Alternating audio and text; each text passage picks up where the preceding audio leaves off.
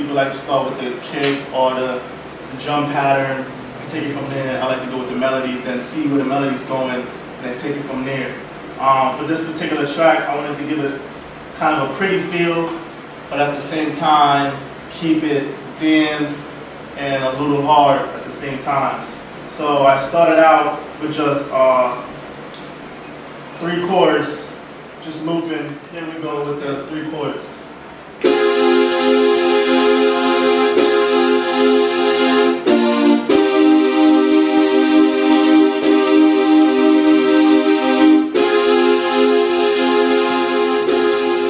And that right there is pretty much like the root of the song. That continues to loop throughout the song. And I begin from there, then I start looking into my kicks, my snares, what kind of drum pattern I want to put on, what kind of kick pattern I want to put on there. My concept for the drum pattern pretty much came from a lot of the drum patterns that you hear now out on the radio in the industry. And you hear it a lot more nowadays from cats like Swiss Beats. You hear it on a Millie, you hear it on Mary Mary, It's a God in Me, the same concept. And what the producers are trying to do is replace the kick with a snare and then drop the kick on the second 4 bars of the measure. The first 4 measures won't have a kick in it, and the kick will drop on the second 4 measures. So I'll show you guys an example of that right now.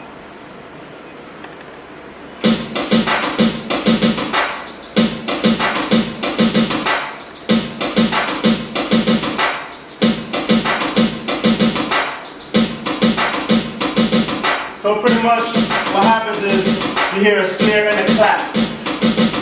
The snare would typically be where an 808 or some form of a kick will be. But what you do is you substitute that with that snare just to give it a different slide. And then now the kick would come in on the second 4 measure off the pattern. As you go through from the beginning of the second 4 measure, the kick will drop. The kick will drop right here. Loops like that, and then we'll go back into my 3 chords that I started with at the beginning.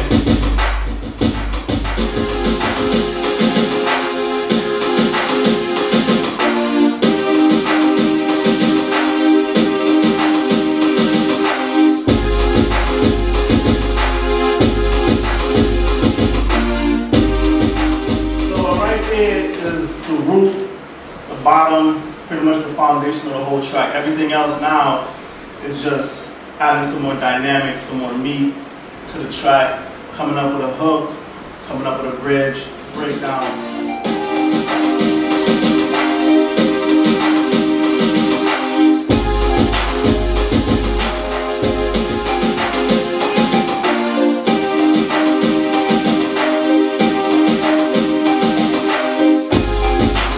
Let's continue to add more meat to the song, make it sound a little bit more fuller. I'm going to throw in some other instruments in there. I think just to make it sound a little bit softer. So.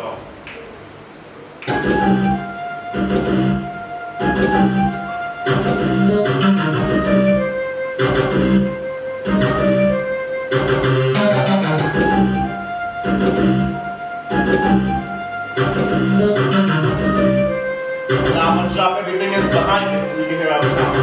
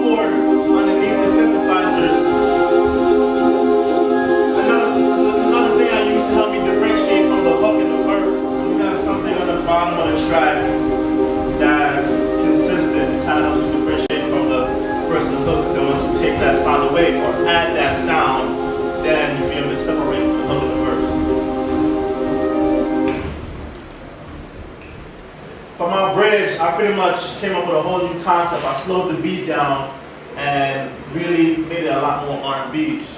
So pretty much for the bridge, I just took the same chords again, my root of the song, and I kind of walked the chords down with like a slow synthesizer sound. Sounds something like this.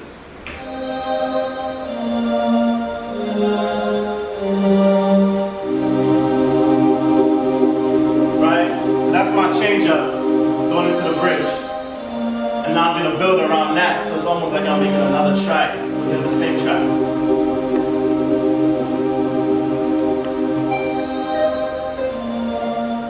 Same harp sound from the hook and the verse.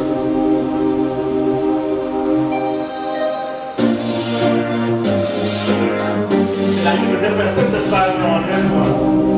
Let's just switch it up. Again, the point of the bridge is to create some sort of a change up on the song. Now, because of the swag of the bridge, I didn't want to break back the same kick pattern from the hook. So I did a more R&B, a slower type of hook. Slower type of jump pattern, I meant to say.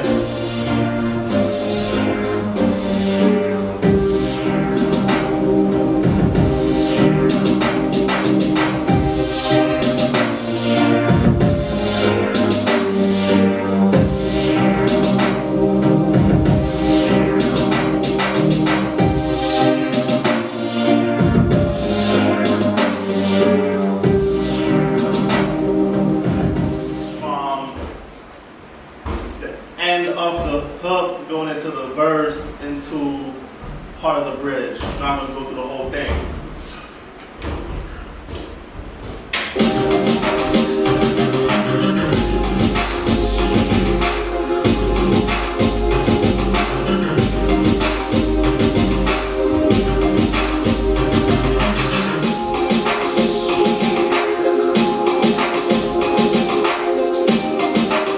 That's your verse right there.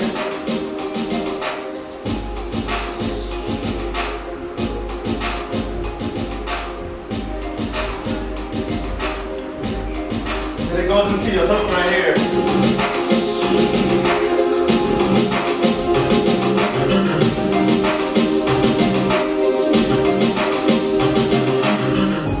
Now here's your breakdown going into the bridge.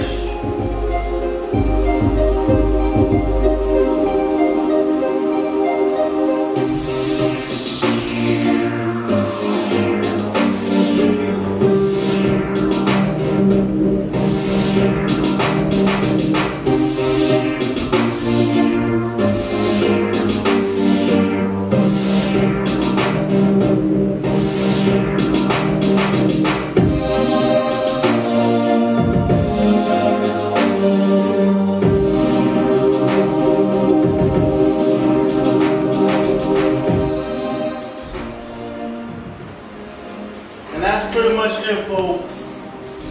Try to leave comments. Let me know what you think. Let me know what kind of processes and creative processes that you guys go through when you work on a track. Let me know what kind of equipment you use. Right now, I'm using the Korg Oasis workstation. One of the best workstations I believe out there. If you're a beginner, try to get yourself a nice workstation keyboard. You don't have to get anything as expensive as this, but try to get yourself a nice workstation keyboard. And I'm going through the Nuendo 3 as my sequencer and my editor. And that's pretty much it, man. Just look out for the next series. This is UMF Production. I'm right here at Coffee Music Studios right now, UMF Studios. And get at me, man. Let me know.